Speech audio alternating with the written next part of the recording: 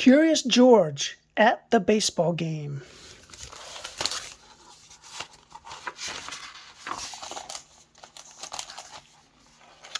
This is George. He was a good little monkey and always very curious. Today, George and the man with the yellow hat were going to the ballpark to watch a baseball game. George couldn't wait to see what it would be like.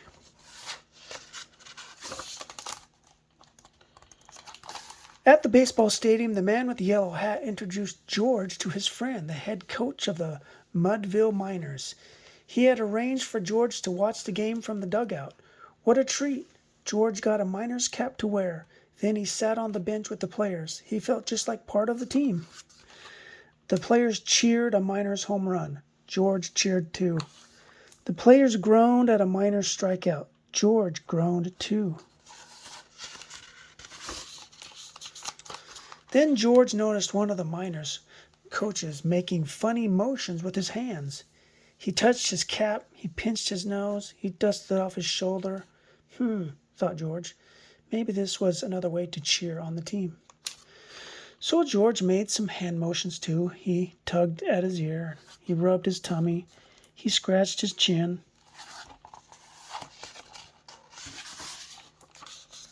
Just then a Miners player got tagged out at second base. The player pointed at George. "That monkey," he said. "He distracted me with his funny signs." Oops, the coach had been giving directions to the base runner. George's hand signals had taken his mind off the play. Poor George, he had only been trying to be part of the team. Instead, the Miners had lost a chance to score.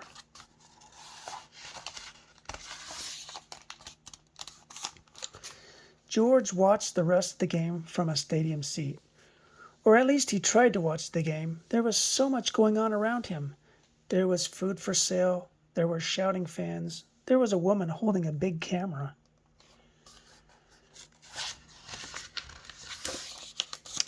The woman pointed her camera at some fans. And look, those fans waved out from the huge screen on the ballpark scoreboard.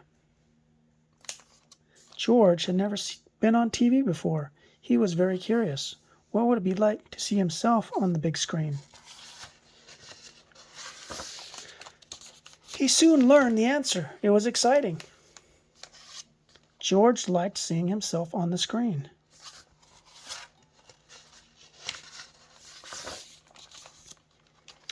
"Hey you," shouted the camera woman.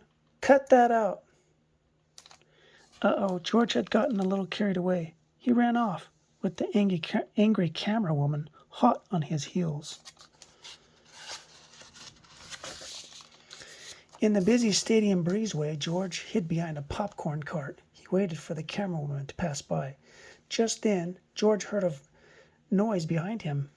It was a quiet little noise, like a sigh or a sniff. What could have made that noise? George wondered.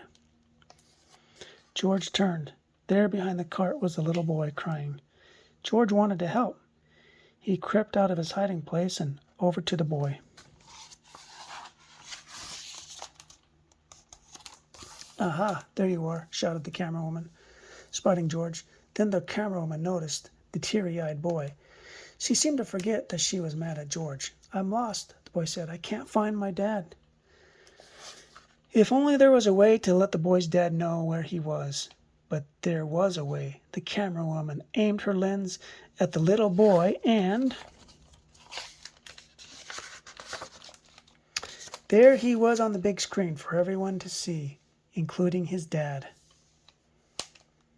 Miners, is this your child or your monkey?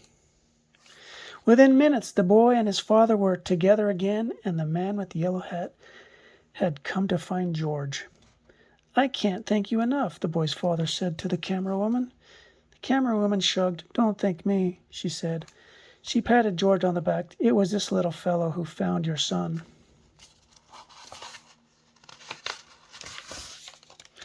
George was the star of the day. The end.